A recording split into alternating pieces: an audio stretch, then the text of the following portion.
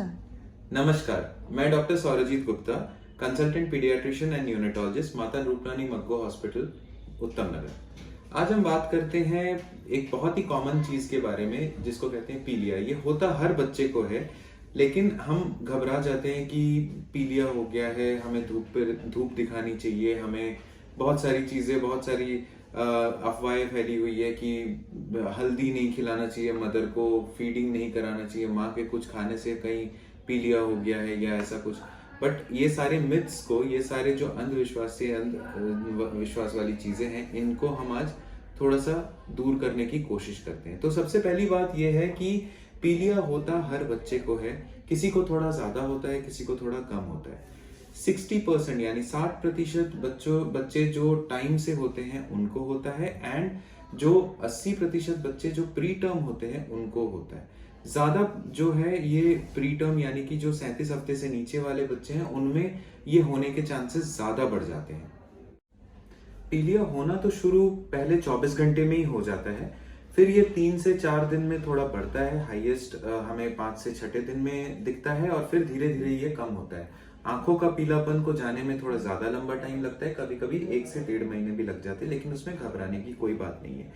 Main बात यह है कि हमें बच्चे को ये पहचानना जरूरी है कि पीलिया क्या इतना ज्यादा बढ़ गया कि बच्चे को दिक्कत आए। पीलिया डेफिनेटली इंपॉर्टेंट है कि ये जानना जरूरी है हमें कि कितना है। तो हमें बच्चे को फॉलोअप पे तीसरे चौथे दिन में, डिस्चार्ज होने के दूसरे दिन में बच्चे को जरूर लाके दिखाना चाहिए एक पीडियाट्रिशियन या न्यूनेटोलॉजिस्ट से, ताकि हमें पता लग जाए कि पीलिया कितना है। अब कौन से बच्चों को ज्यादा होने की संभावनाएं हैं? सबसे इंपॉर्टेंट है जो बच्चे प्री टर्म हैं उनको ज्यादा संभावनाएं हैं। मदर का अगर ब्लड ग्रुप नेगेटिव है या ओ पॉजिटिव ब्लड ग्रुप है, ओ ब्लड ग्रुप है, तो उनको होने की संभावनाएं ज्यादा है। जिन बच्चों के माओ को फीडिंग की दिक्कतें आती हैं, फीडिंग वो लैक्टेशन ठीक से एस्टेब्लिश नहीं हो पाता है या फीडिंग ठीक से करवाया नहीं होता है, उनको संभावनाएं हैं। वेट लॉस फीडिंग की वजह से अगर ज्यादा हो जाए तो बढ़ सकता है।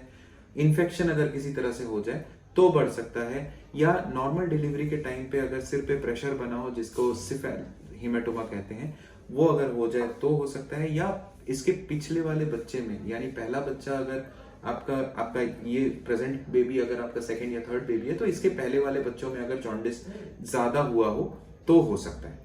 अब हम घर पे कैसे पहचाने कि बच्चे को पीलिया होने की संभावनाएं हैं? हमें मेन चीज ये ध्यान रखना है कि जो भी चीज अपने को नॉर्मल नहीं लगती है वो हमें एक रेड फ्लैग साइन होती है कि हमें डॉक्टर को विजिट करना चाहिए। सबसे इंपॉर्टेंट है, अगर बच्चा सुस्त पड़ रहा है, अगर बच्चा फीडिंग नहीं ले रहा है, या बच्चे ने यूरिन कम पास किया हो, बहुत ज्यादा लंबा टाइम सो रहा है बच्चा फीड ले ही नहीं पा रहा है, सक कर ही नहीं पा रहा है, तो हमारे दिमाग में एक बत्ती जल जानी चाहिए कि हमें ये अब पीडियाट्रिशियन को दिखाने जाना चाहिए। हमें वेट नहीं करना चाहिए। अभी रात के 12 बज रहे हैं, सुबह के 4 बज रहे हैं, हमें इमीडिएट हॉस्पिटल में लेके जाना चाहिए। अब हमें ये पता करना जरूरी है कि बच्चे का बिलिरुबिन कितना है, यानी जॉन्डिस कितना है, पीलिया कितना है, बच्चे का ब्लड ग्रुप क्या है, ताकि हमें माँ के ब्लड ग्रुप के साथ हम उसको मैच कर पाए। कहीं कुछ ऐसे इनकम्पैटिबिलिटी यानी कुछ ऐसा तो नहीं हो रखा है जिसके कारण से हीमोग्लोबिन, जो ब्लड बच्चे का खून टूट रहा है बहुत ज्यादा, जिसके कारण से जॉन्डिस बढ़ रहा है, पीलिया बढ़ रहा है। अगर पहला 24 घंटे के अंदर जॉन्डिस बहुत ज्यादा बढ़ने लगता है तो वो हमेशा एक खतरे का संकेत होता है। अब हमें अगर मान लीजिए पीलिया हो गया तो भी हमें घबराने की कोई बात नहीं है। अगर बहुत ज्यादा पीलिया नहीं है, पीलिया हर दिन का एक चार्ट होता है, हम वो चार्ट के हिसाब से देखते हैं। हर दिन, जैसे पहला दिन अगर फर्स्ट डे में ही अगर बच्चे का 12 का जॉन्डिस है तो वो बहुत ज्यादा है, लेकिन अगर यही आपके 7वें 8वें दिन में 5वें दिन में है तो कुछ घबराने की बात नहीं है। तो ये हमें जानना जरूरी है कि कौन से दिन पे कितना जॉन्डिस है, और उसके हिसाब से हमें ट्रीटमेंट के लिए आना है। एंड ट्रीटमेंट इसका बहुत ज़्यादा डिफिकल्ट वाली चीज़ नहीं होती है। इनिशियली अगर बहुत ज़्यादा जॉन्डिस नहीं है तो हमें लाइट के नीचे, एक पर्टिकुलर वेवलेंथ की लाइट के नीचे हमें रखना चाहिए। वो रख के उसकी आंखें और जेनाइटल्स को कवर होना है, और उससे धीरे धीरे जॉन्डिस कम हो जाती है। अगर बहुत ज़्यादा हो तो खून की चेंज करने की संभावना भी होती है कि खून पूरा चेंज करना पड़ सकता है, लेकिन वो तभी होता है अगर बहुत ज़्यादा जॉन्डिस बढ़ गया हो या कुछ और ऐसे साइंस एंड सिम्टम्स दिख रहे हो जो कि नॉर्मल नहीं है।